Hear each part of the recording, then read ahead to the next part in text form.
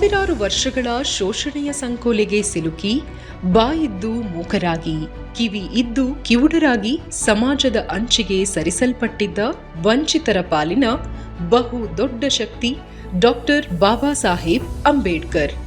ಅಸ್ಪೃಶ್ಯತೆ, ಜಾತೀಯತೆ, ವರ್ಗ ಮತ್ತು ಲಿಂಗ ಅಸಮಾನತೆಯ ಭಾರತೀಯ ಸಮಾಜದ ಸಂಚಿಗೆ ಒಳಗಾಗಿದ್ದವರ ಪರ ಧ್ವನಿ ಎತ್ತಿ ನಿಂತಹ ಮಹಾನಾಯಕನ ಹೋರಾಟ, ಚಿಂತನೆ, ಸಾಧನೆ ಮತ್ತು ಕೊಡುಗೆಗಳು ಇಂದು ಇಡೀ ಜಗತ್ತಿಗೆ ಮಾದರಿಯಾಗಿರುವುದು ಹೆಮ್ಮೆಯ ಸಂಗತಿ.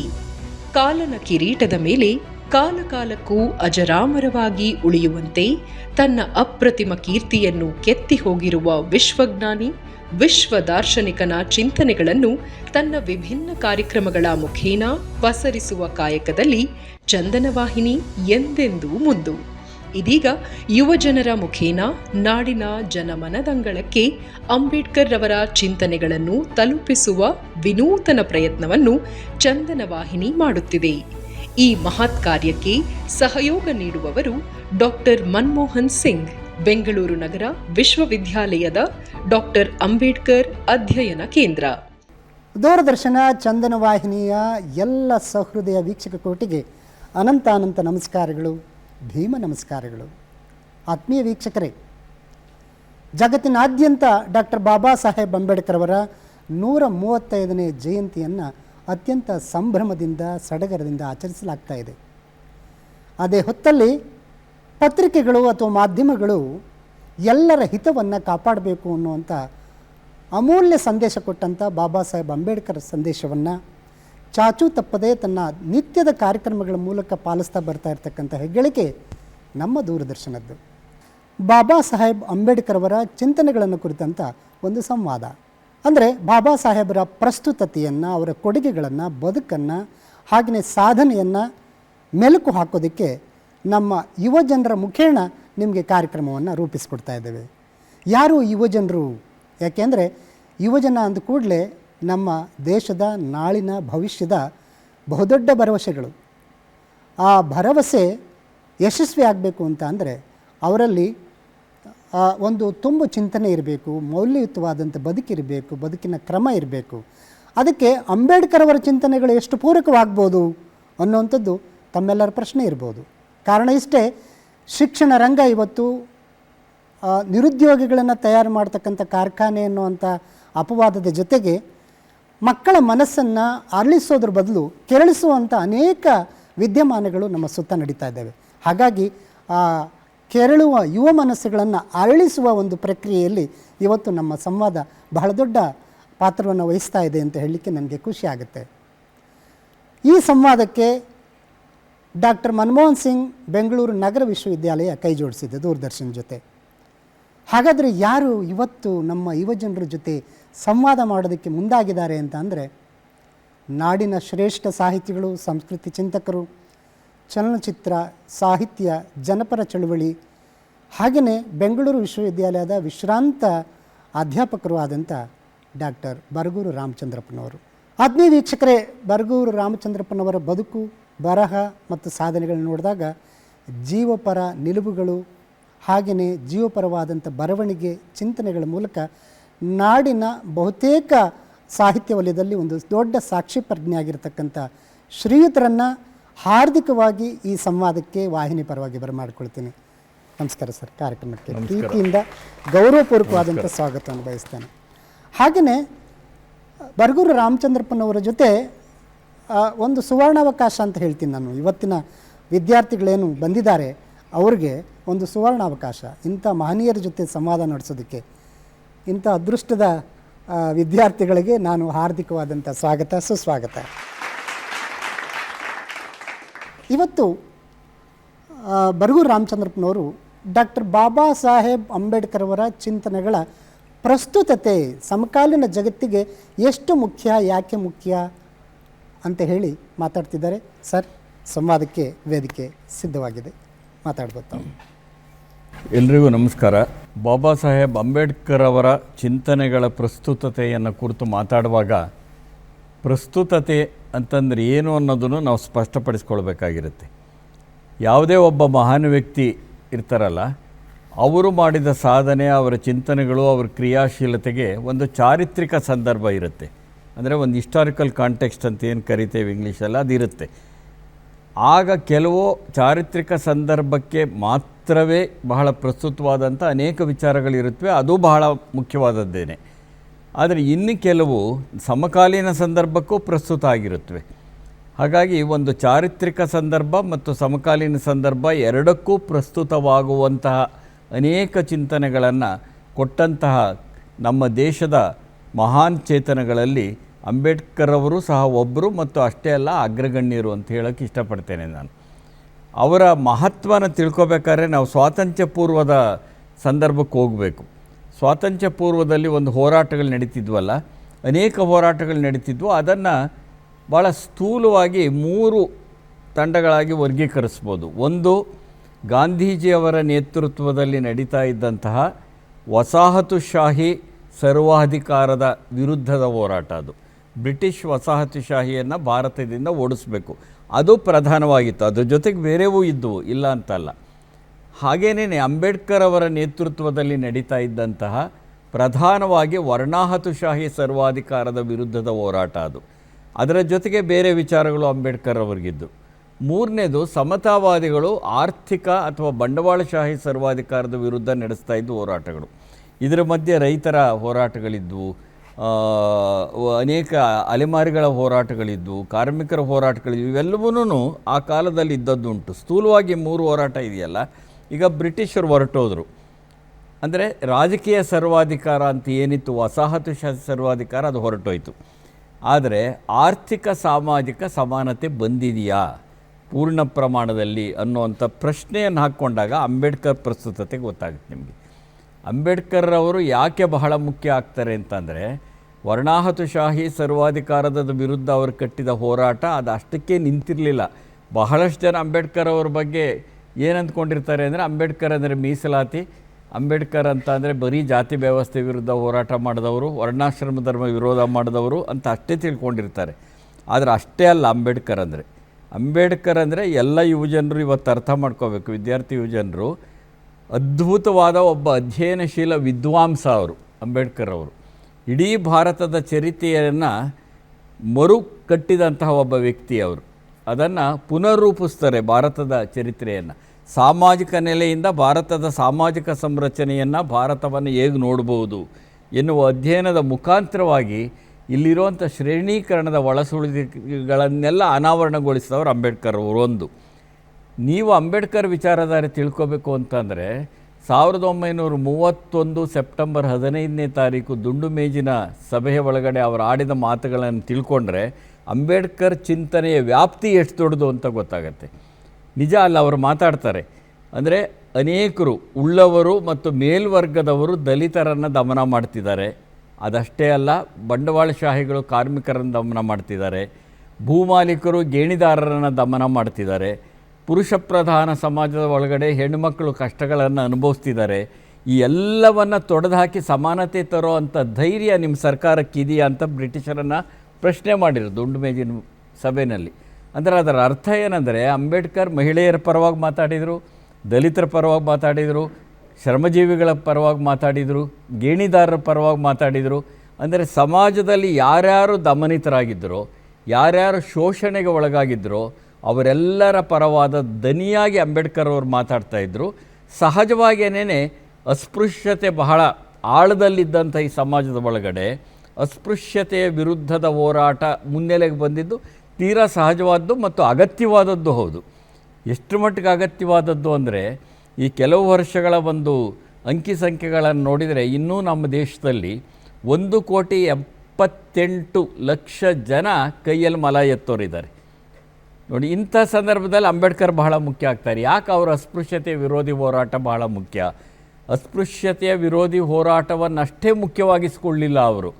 ನಾನು ಆಗಲೇ ಹೇಳಿದಾಗೆ ಸಮಾಜದ ಎಲ್ಲ ಸ್ತರಗಳಲ್ಲಿ ಯಾರ್ಯಾರು ದಮನಿತರು ಶೋಷಿತರಿದ್ದಾರೋ ಅವ್ರ ಪರವಾಗಿ ದನಿಯನ್ನು ಎತ್ತಿದಂಥವರು, ಬರೆದವರು, ಹೋರಾಟಕ್ಕಿಳಿದಂಥವರು ಅಂಬೇಡ್ಕರ್ ಅವರಾಗಿದ್ದರು. ಒಂದು.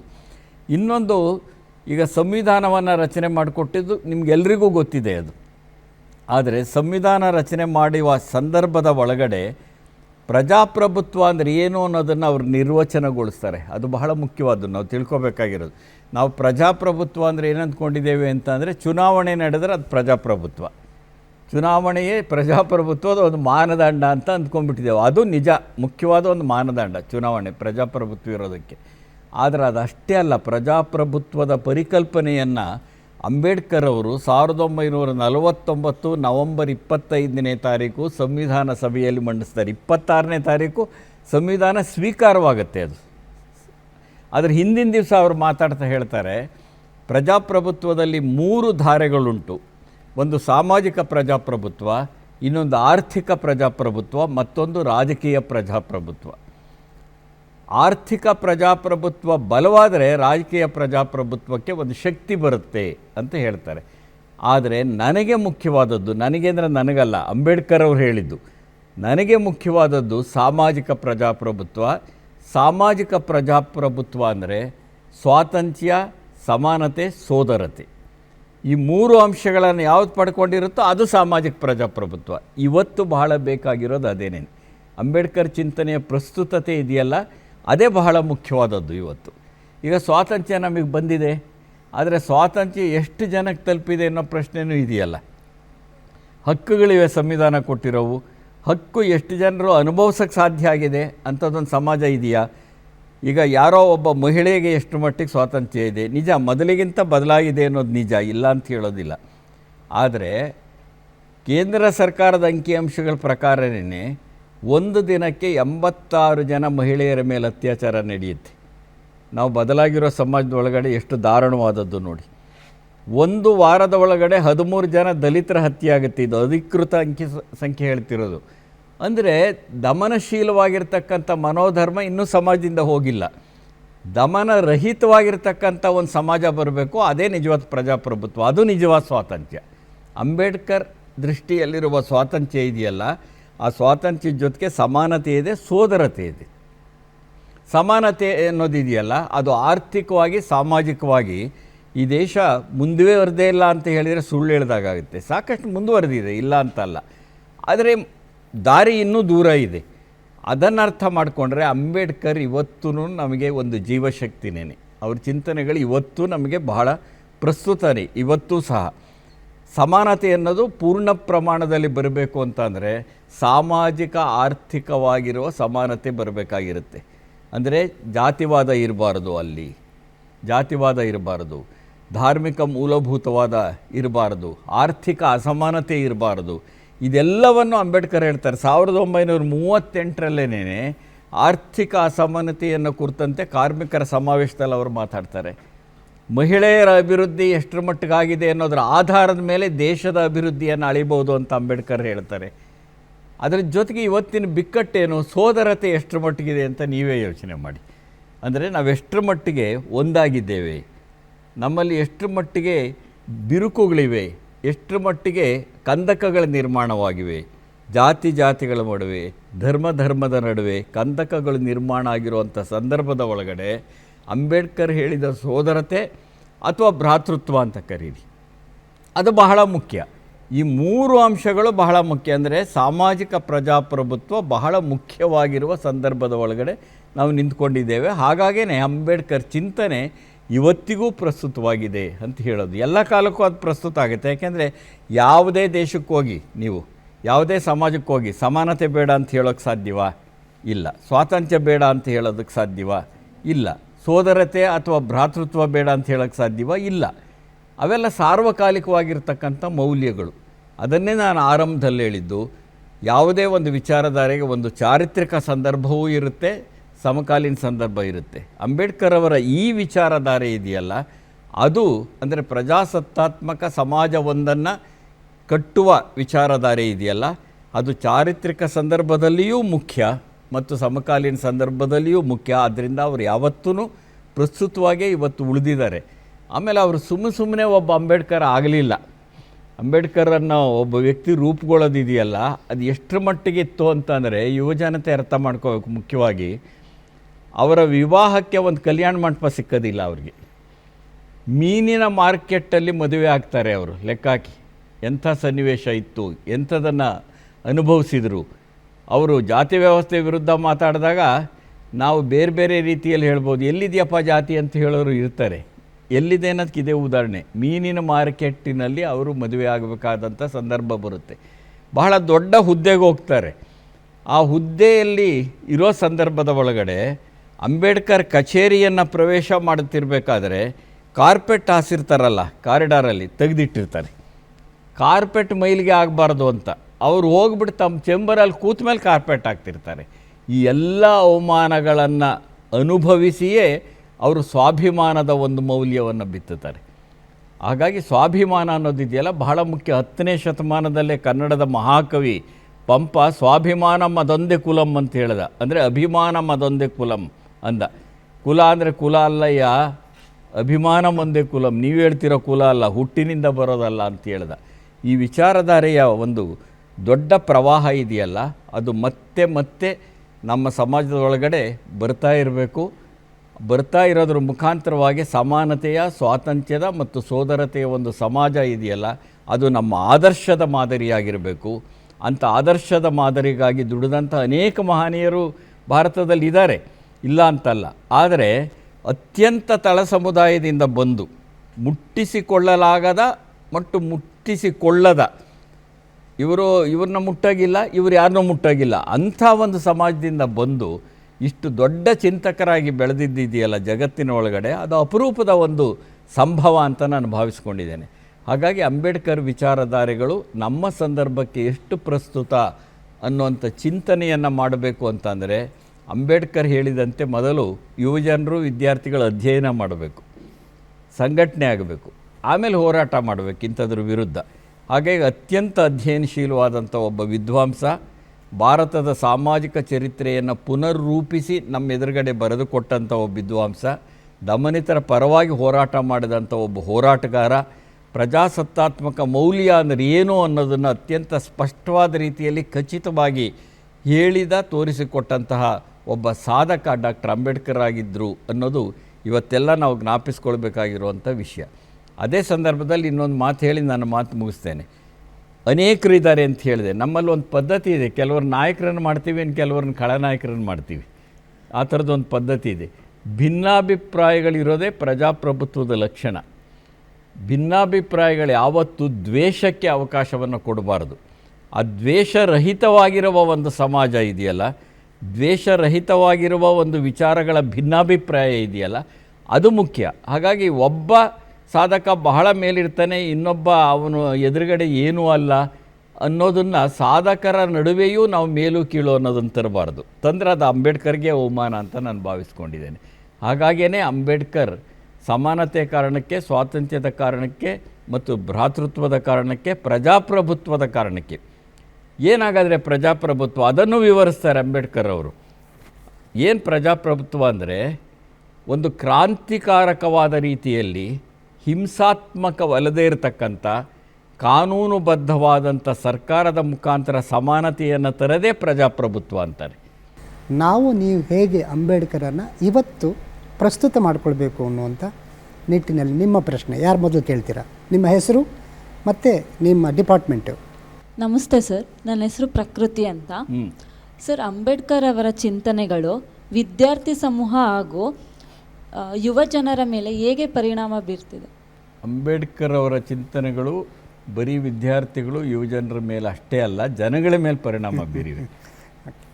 ಒಟ್ಟು ಜನಗಳ ಮೇಲೇ. ಆ ಜನ ಅನ್ನೋದರಲ್ಲೇ ವಿದ್ಯಾರ್ಥಿಗಳು ಇರ್ತಾರೆ, ಯುವಜನರು ಇರ್ತಾರೆ. ಆದರೆ ವಿಶೇಷವಾಗಿ ಯುವಜನರಿಗೆ ಮತ್ತು ವಿದ್ಯಾರ್ಥಿಗಳಿಗೆ ಏನು ಅಂಬೇಡ್ಕರ್ ಕೊಡುವ ಸಂದೇಶ ಏನು ಅಂತಂದರೆ, ಅವರ ಬದುಕಿನ ಮುಖಾಂತರ ಕೊಡ್ತಾರೆ. ಈಗ ಗಾಂಧಿ ಒಂದು ಮಾತನ್ನು ಹೇಳ್ತಾರೆ, ನನ್ನ ಜೀವನವೇ ನನ್ನ ಆದರ್ಶ ಅಂತಾನೆ. ಹಾಗೆ ಅಂಬೇಡ್ಕರ್ದು ನೋಡಿ, ಅಂಬೇಡ್ಕರ್ ಎಷ್ಟು ಓದ್ತಾ ಇದ್ದರು, ಎಷ್ಟು ಬರಿತಾ ಇದ್ದರು. ಅವರು ಓದದೇ ಇರೋದು ಏನಿದೆ ಅನ್ನೋ ಅಷ್ಟರ ಮಟ್ಟಿಗೆ ಅಧ್ಯಯನ ಮಾಡ್ತಿದ್ರು. ನಿಜವಾದ ಪರಿಣಾಮ ಏನಂದರೆ, ಅಂಬೇಡ್ಕರ್ ಅಧ್ಯಯನಶೀಲರಾಗಿದ್ದರು ಅನ್ನೋದೇ ವಿದ್ಯಾರ್ಥಿಗಳು ಕಲಿಬೇಕಾಗಿರ್ತಕ್ಕಂಥ ಬಹಳ ಮುಖ್ಯವಾಗಿರ್ತಕ್ಕಂಥ ಅಂಶ. ಅದೇ ಅವ್ರ ಸಂದೇಶ. ಯುವಜನರು ಹೇಗಿರಬೇಕು? ಯುವಜನರು ಪ್ರಗತಿಪರರಾಗಿರಬೇಕು. ಯುವಜನರು ಯಾವತ್ತೂ ಪ್ರಗತಿಪರವಾದಂಥ ಆಲೋಚನೆಯನ್ನು ಇಟ್ಕೊಂಡಿರಬೇಕು. ಯುವಜನರು ದ್ವೇಷವನ್ನು ಬಿತ್ತಬಾರದು. ಇದೆಲ್ಲ ಯುವಜನರು ಕಲಿಬೇಕಾಗಿರುವಂಥದ್ದೇ. ಸಮಾನತೆಯ ಆದರ್ಶ ಇದೆಯಲ್ಲ, ಅದು ಎಲ್ರಿಗೂ ಸೇರಿರುವಂಥದ್ದು. ವಿಶೇಷವಾಗಿ ವಿದ್ಯಾರ್ಥಿಗಳು ಓದಿ ಚೆನ್ನಾಗಿ. ಚೆನ್ನಾಗಿ ಓದಬೇಕಾಗಿರುತ್ತೆ. ಇವತ್ತು ಓದು ಅನ್ನೋದು ಎಲ್ಲೋ ಓಡೋಗ್ಬಿಟ್ಟಿದೆ. ಅದು ಓದು ಅನ್ನೋದು ಓಡು ಅಂತ ಆಗಿಬಿಟ್ಟಿದೆ. ಅದ್ರ ಬದಲು ನಾವು ಓದಬೇಕು. ಅದು ಅಂಬೇಡ್ಕರ್ ಅಂತವ್ರಿಗೆ ಕೊಡೋ ಗೌರವ. ನನ್ನ ಹೆಸರು ಸಂಗೀತ ಅಂತ, MSc ಬಾಟ್ನಿ ಓದ್ತಾ ಇದ್ದೀನಿ. ಹಿಂದುಳಿದ ವರ್ಗದವರ ಹಕ್ಕುಗಳಿಗಾಗಿ ಅಂಬೇಡ್ಕರ್ ಅವರು ಹೋರಾಟಗಳನ್ನು ಮಾಡ್ತಾರೆ.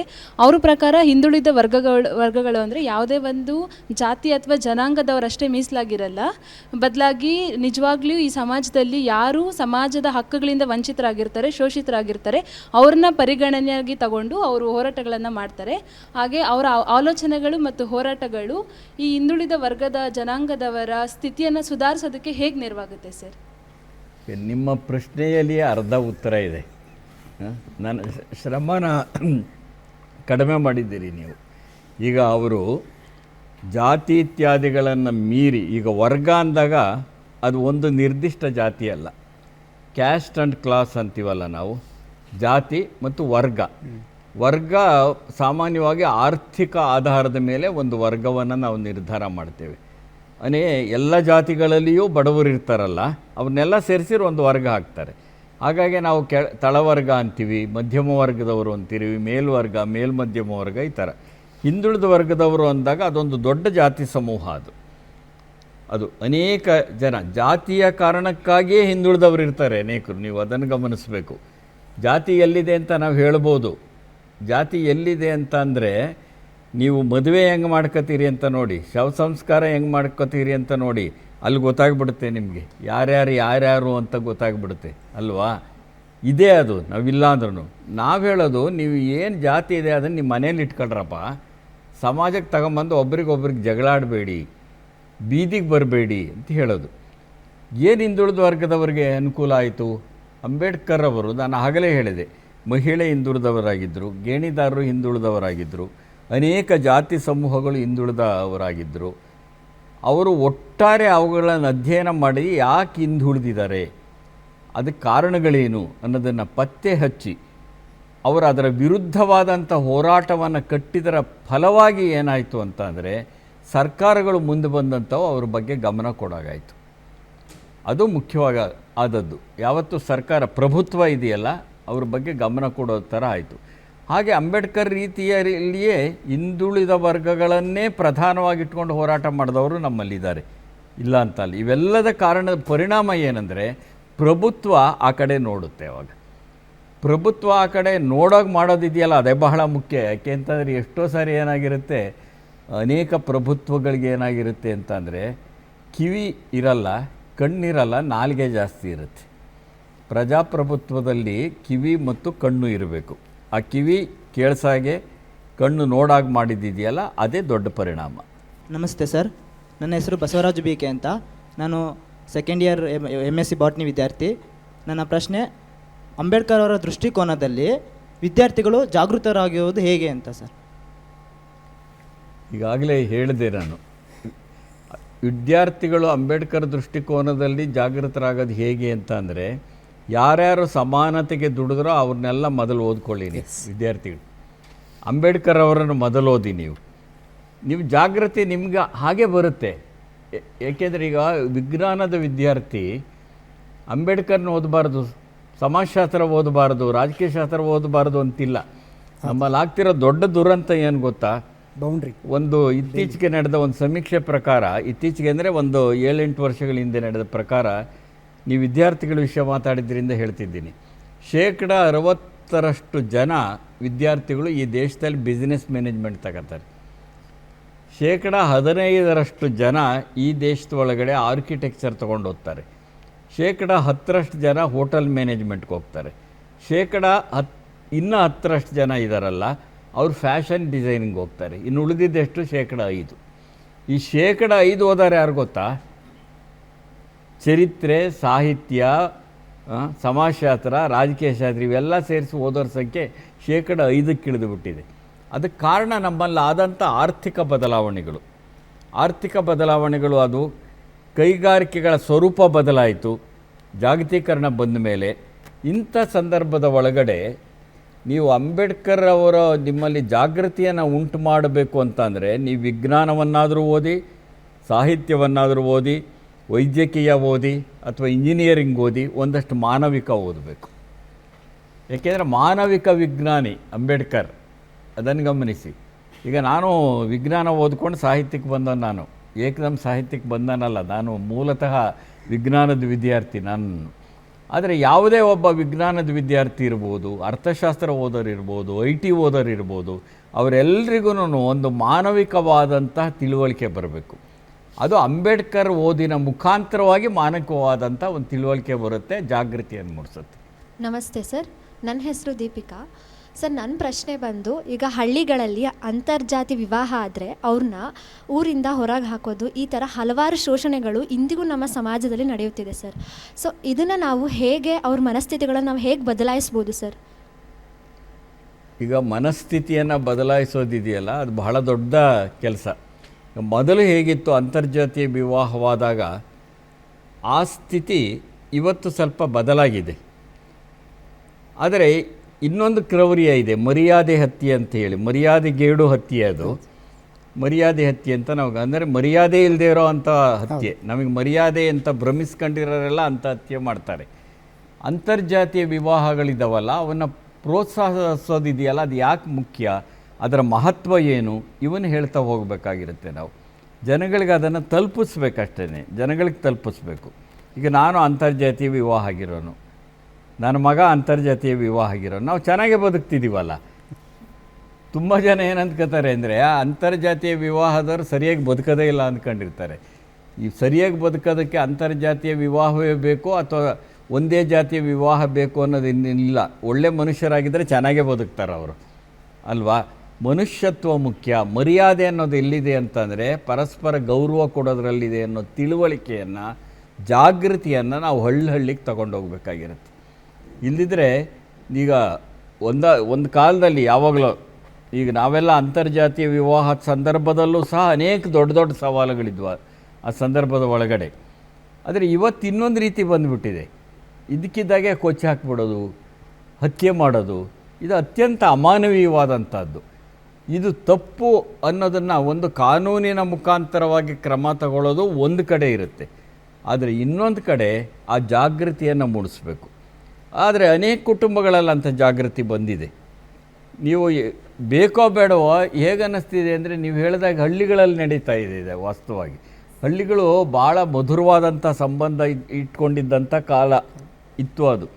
ಆಮೇಲೆ ಬಹಳ ಮರ್ಯಾದೆ ಹೋಯಿತು ಅಂತ ತಿಳ್ಕೊತಾರೆ. ಇದರಿಂದ ಮರ್ಯಾದೆ ನೀವು ಹತ್ಯೆ ಮಾಡೋದ್ರಿಂದ ಹೋಗುತ್ತೆ, ಅದನ್ನು ಮನವರಿಕೆ ಮಾಡಿಕೊಡ್ಬೇಕು ನಾವು. ಆ ಥರದೊಂದು ಜಾಗೃತಿ, ಒಂದು ಆಂದೋಲನ ಬೇಕು. ಕಾನೂನು ಕ್ರಮದ ಜೊತೆಗೆ ನೀವು ಚೆನ್ನಾಗಿ ಸಂಸಾರ ಮಾಡಿದರೆ ಸಾಕಪ್ಪ, ಪರಸ್ಪರ ಅರ್ಥ ಮಾಡ್ಕೊಂಡಿರೋದು ಬೇಕು ಅಷ್ಟೇನೇ. ಇದಕ್ಕೆ ಯಾಕೆ ಅಡ್ಡ ಬರ್ತೀರಿ, ಇದು ಇಂತಿಂಥದ್ದೆಲ್ಲ ನಡೆದಿದೆ ನೋಡಿ ಹೇಳಬೇಕು ಅವ್ರಿಗೆ. ದೊಡ್ಡ ದೊಡ್ಡ ಮನುಷ್ಯರೆಲ್ಲ ಎಷ್ಟೇ ಈ ಥರ ಅಂತರ್ಜಾತಿ ವಿವಾಹ ಆಗಿಬಿಟ್ಟು ಎಷ್ಟು ಚೆನ್ನಾಗಿ ಬದುಕಿದ್ದಾರೆ ನೋಡಿ, ಇವೆಲ್ಲ ಮನವರಿಕೆ ಮಾಡಿಕೊಡ್ಬೇಕು. ಅದೊಂದು ದೊಡ್ಡ ಪ್ರಕ್ರಿಯೆ ಅದು. ಆ ಪ್ರಕ್ರಿಯೆ ಹೆಚ್ಚೆಚ್ಚಾಗಬೇಕಷ್ಟೇ. ಈಗ ಶಿವನ ಉದಾಹರಣೆ ತೊಗೊಂಡ್ರೆ ಅಲ್ಲೇ ಅಂತರ್ಜಾತಿ ವಿವಾಹ.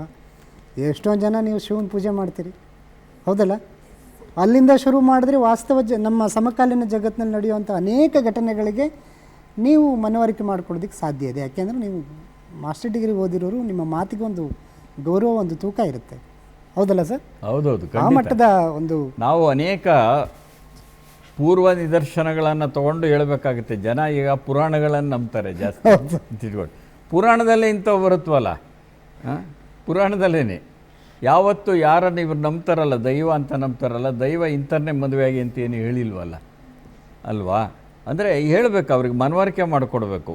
ಅದು ಒಂದು ರೀತಿ ಪ್ರತಿಷ್ಠೆ, ಅದು ಇದು ಜಾತಿ ಪ್ರತಿಷ್ಠೆ ಇದೆಯಲ್ಲ, ಅದು ತಲೆ ಹಾಕ್ತಾ ಇರೋದನ್ನು ನಾವು ನೋಡ್ತೇವೆ. ವಿಶೇಷ ಅಂತಂದರೆ ಸ್ವಲ್ಪ ಆರ್ಥಿಕವಾಗಿ ಮುಂದುವರೆದಿರೋರಲ್ಲಿ ಇದು ಕಡಿಮೆ ಇದೆ, ಮರ್ಯಾದೆ ಹತ್ಯೆ ಅನ್ನೋದು. ಇದು ಬಹಳ ವಿಪರ್ಯಾಸದ ಸಂಗತಿ. ಹಾಗಾಗಿ ನಾವು ತಳ ಸಮುದಾಯಗಳಲ್ಲಿ ಸಮಾನತೆಯ ಜೊತೆಗೆ ಈ ರೀತಿಯ ಒಂದು ಜಾಗೃತಿಯನ್ನು ಮೂಡಿಸೋದಕ್ಕೆ ಬೇಕಾಗಿರ್ತಕ್ಕಂಥ ಪ್ರಕ್ರಿಯೆಯಲ್ಲಿ ತೊಡಗಬೇಕು ಯುವ ಜನರು, ಅಲ್ವಾ? ನೀವೆಲ್ಲ ಕೈ ಜೋಡಿಸ್ಬೇಕು ಒಂದಲ್ಲ ಒಂದು ಕಾಲದಲ್ಲಿ. ನೀವೆಲ್ಲ ಕೈ ಜೋಡಿಸಿ ಅಂದರೆ ಈಗಲೇ ಹೋಗಿ ಅಂತರ್ಜಾತೀಯ ವಿವಾಹ ಆಗಿಬಿಡಿ ಅಂತ ಅಲ್ಲ. ಆದರೆ ಈ ಥರದ ವಿಚಾರಧಾರೆಗಳನ್ನು ಬಿತ್ತೋದಕ್ಕೆ ಬೇಕಾಗಿರ್ತಕ್ಕಂಥ ಒಂದು ಸಂಘಟನೆಗಳು, ತಂಡಗಳು ಬೇಕಾಗುತ್ತೆ ಅಂತ. ಸ್ವಯಂ ಅದೊಂದು ಶಕ್ತಿ ಬೇಕು. ಹೌದು, ನಿಮಗೆ ಅನ್ನಿಸ್ಬೇಕು, ನಿಮ್ಮ ಒಳಗಡೆ ಅದು ಇರಬೇಕು. ಅದು ನೆಕ್ಸ್ಟ್ ಪ್ರಶ್ನೆ. ಸರ್, ನನ್ನ ಹೆಸರು ಕಾವ್ಯ, ಸಸ್ಯಶಾಸ್ತ್ರ ವಿಭಾಗದಲ್ಲಿ ಓದ್ತಾ ಇದ್ದೀನಿ. ಸರ್, ನನ್ನ ಪ್ರಶ್ನೆ ಬಂದು, ಈಗ ಉನ್ನತ ಶಿಕ್ಷಣ ಪಠ್ಯಕ್ರಮದಲ್ಲಿ ಅಂಬೇಡ್ಕರ್ ಅವರ ತತ್ವಗಳನ್ನು ಅಳವಡಿಸಲು ಇರುವ ಮಾರ್ಗಗಳು ಯಾವ್ಯಾವು ಸರ್? ಒಂದೇ ಮಾರ್ಗ, ಪಠ್ಯದಲ್ಲಿ ಅಳವಡಿಸ್ಬೇಕು. ಯಾವ ಪಠ್ಯ ಆಗಲಿ, ಉನ್ನತ ಅಥವಾ ಪ್ರೌಢ, ಅಲ್ಲ, ಅವರು ಉನ್ನತ ಶಿಕ್ಷಣದಲ್ಲಿ ಕೇಳ್ತಿದ್ದಾರೆ. ಇರುವ ಮಾರ್ಗ ಏನಂದರೆ, ಉನ್ನತ ಶಿಕ್ಷಣದಲ್ಲಿ ಪಠ್ಯಗಳಲ್ಲಿ ಅಳವಡಿಸುವುದಕ್ಕೆ ಇರುವ ಮಾರ್ಗವೇನು ಅಂತ ನೀವು ಕೇಳ್ತಿದ್ದೀರಿ. ಇರುವ ಮಾರ್ಗ ಒಂದೇ, ಪಠ್ಯದಲ್ಲಿ ಇದನ್ನು ಅಳವಡಿಸ್ಬೇಕು. ಒಂದು, ಹೇಗೆ ಅಳವಡಿಸ್ಬೇಕು, ಯಾರಿಗೆ ಹೇಳಬೇಕು? ಈಗ ಸಂವಿಧಾನವನ್ನು ಎಲ್ಲರೂ ಓದಬೇಕು ಅಂತ ಆಗಿದೆಯಪ್ಪ. ನಾನು ಅದನ್ನೇ ಮಧ್ಯದಲ್ಲಿ ಯಾರೋ ಕೇಳಿದಾಗಲೂ ನಾನು ಹೇಳಿದ್ದು, ಮಾನವಿಕ ವಿಜ್ಞಾನಗಳಿದೆಯಲ್ಲ, ಅದು ಬಹಳ ಮುಖ್ಯ. ಅದು ನೀವು ಅಂಬೇಡ್ಕರ್ ಜೊತೆಗೆ ಬೇರೆ ಬೇರೆ ಮಾನವಿಕ ವಿಷಯಕ್ಕೆ ಸಂಬಂಧಪಟ್ಟಂಥ ಅಂಶಗಳನ್ನು, ಈಗ ನಾನೊಬ್ಬ ಮೂಲತಃ ಲೇಖಕ, ಆಮೇಲೆ ಚಲನಚಿತ್ರ ನಿರ್ದೇಶಕ ಇತ್ಯಾದಿ ನಾನು. ಆದರೆ ನಾನು ಲೇಖಕನಾಗಿ ನನಗೇನು ಅನಿಸುತ್ತೆ ಅಂದರೆ, ನನಗೊಂದಷ್ಟು ಸಮಾಜಶಾಸ್ತ್ರ ಗೊತ್ತಿರಬೇಕು, ಮಾನವಶಾಸ್ತ್ರ ಆಂಥ್ರಪಾಲಜಿ ಗೊತ್ತಿರಬೇಕು, ನನಗೆ ರಾಜಕೀಯ ಶಾಸ್ತ್ರ ಗೊತ್ತಿರಬೇಕು. ರಾಜಕೀಯ ಮಾಡಬೇಕು ಅಂತ ಹೇಳಲ್ಲ, ಅದೇ ಬೇರೆ. ರಾಜಕೀಯ ಶಾಸ್ತ್ರ ಒಂದಷ್ಟು ಆಗ ನಾನು ಬದುಕನ್ನು ಚೆನ್ನಾಗಿ ಅರ್ಥ ಮಾಡ್ಕೋತೀನಿ. ಒಬ್ಬ ಸಾಹಿತಿ ಬದುಕನ್ನು ಅರ್ಥ ಮಾಡ್ಕೋಬೇಕಾದ್ರೆ ಇವೆಲ್ಲ ಅಂಶ ತಿಳ್ಕೊಂಡಿದ್ರೆ, ನೀವು ಒಂದು ಮಾನವಶಾಸ್ತ್ರ ಅಥವಾ ಮಾನವ ವಿಜ್ಞಾನ ಆಂಥ್ರಪಾಲಜಿ ಅಂತೇನು ತಿಳ್ಕೊಂಡಿದ್ದೀವಿ, ಅದನ್ನು ಸರಿಯಾಗಿ ಅಧ್ಯಯನ ಮಾಡಿದರೆ ಅದನ್ನು ರಾಮಾಯಣ ಮಹಾಭಾರತಕ್ಕೆ ಅನ್ವಯಿಸಿ ವಿಶ್ಲೇಷಣೆ ಮಾಡೋಕ್ಕೆ ಸಾಧ್ಯ ಇರುತ್ತೆ. ಹಾಗೆ ಅಂಬೇಡ್ಕರ್ ಅಧ್ಯಯನ ಇದೆಯಲ್ಲ, ಅದನ್ನು ಓದದೆ ಅವರು ಉನ್ನತ ಶಿಕ್ಷಣವನ್ನು ಮುಗಿಸ್ಬಾರದು. ಆ ಥರದ ಒಂದು ಪಠ್ಯಕ್ರಮ ರೂಪಿಸ್ಬೇಕು. ಅದು ಅವರು ವಿಜ್ಞಾನ ಓದ್ತಾ ಇರಲಿ, ಈಗ MSc ಓದ್ತಿರ್ಬೋದು, ಅಥವಾ MBA ಓದ್ತಿರ್ಬೋದು, ಅಥವಾ ಬೇರೆ ಬೇರೆ ವಿಭಾಗಗಳಲ್ಲಿರ್ಬೋದು. ಆದರೆ ಅಂಬೇಡ್ಕರ್ ವಿಚಾರಧಾರೆ ಇದೆಯಲ್ಲ, ಅಂಬೇಡ್ಕರ್ ವಿಚಾರಧಾರೆ ಹೇಳ್ತಿರೋದು, ಅಂಬೇಡ್ಕರ್ ಜೀವನವಷ್ಟೇ ಅಲ್ಲ, ಆ ವಿಚಾರಧಾರೆ ಇದೆಯಲ್ಲ, ಆ ವಿಚಾರಧಾರೆಯೊಂದನ್ನು ಅವ್ರು ಕಲಿಯೋದಕ್ಕೆ ಸಾಧ್ಯ ಆದರೆ ಅಂಥದ್ದೇ ವಿಚಾರಧಾರೆ ಅನೇಕರಲ್ಲಿರುತ್ತೆ. ಅವರು ಇಂತಿಷ್ಟಾದರೂ ಓದಬೇಕಾಗಿರುತ್ತೆ. ತಮ್ಮ ಪದವಿಯನ್ನು, ಸ್ನಾತಕೋತ್ತರ ಪದವಿಯನ್ನು ಮುಗಿಸೋದಕ್ಕೆ ಮುಂಚೆ ಇದಿಷ್ಟು ತಿಳ್ಕೊಬೇಕಪ್ಪ ನೀವು ಅನ್ನೋಗಿ ಇರಬೇಕಾಗಿರುತ್ತೆ. ಅಂಥ ಪಠ್ಯಕ್ರಮವನ್ನು ರೂಪಿಸ್ಬೇಕು. ಆಗ ಅಂಥ ಪಾಠ ಅಧ್ಯಾಯಗಳನ್ನು ಸೇರಿಸ್ಬೇಕು. ಅದರೊಳಗಡೆ ಎಲ್ಲೋ ಒಂದು ಕಡೆ ಪಠ್ಯಕ್ರಮದಲ್ಲಿ ಅದೊಂದು ಭಾಗ ಇರಬೇಕು ಅಲ್ಲಿ.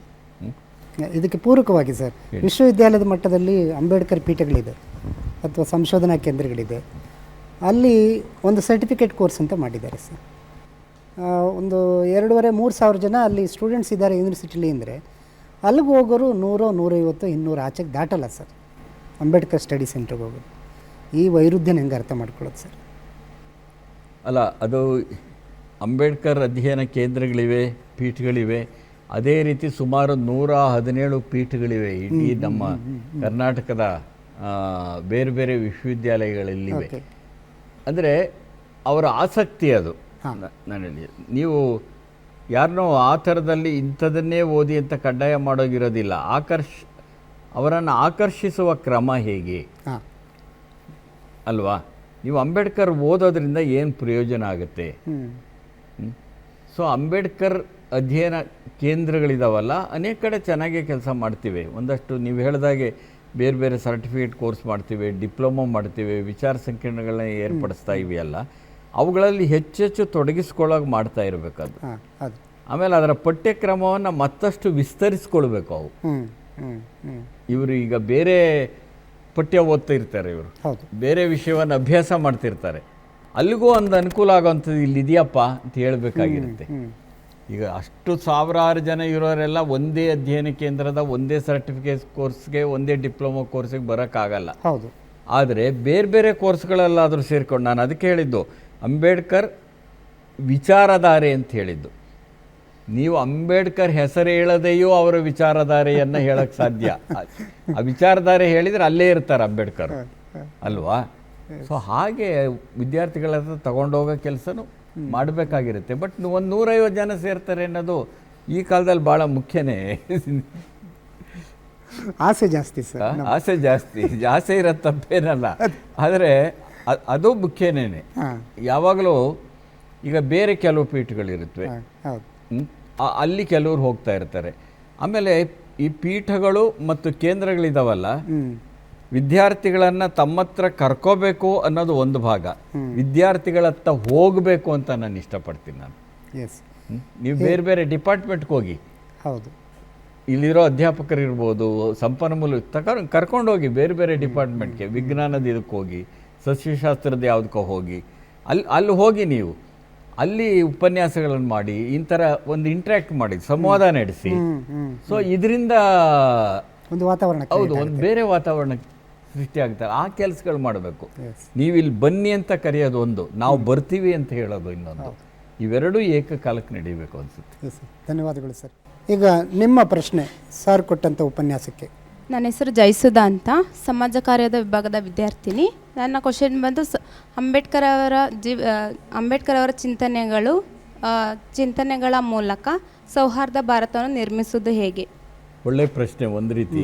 ಏಕೆಂದರೆ ಇವತ್ತು ಬೇಕಾಗಿರೋದು ಸೌಹಾರ್ದತೆ ಬಹಳ ಮುಖ್ಯವಾಗಿರೋ ಕಾಲದ ಒಳಗಡೆ ನಾವಿದ್ದೇವೆ.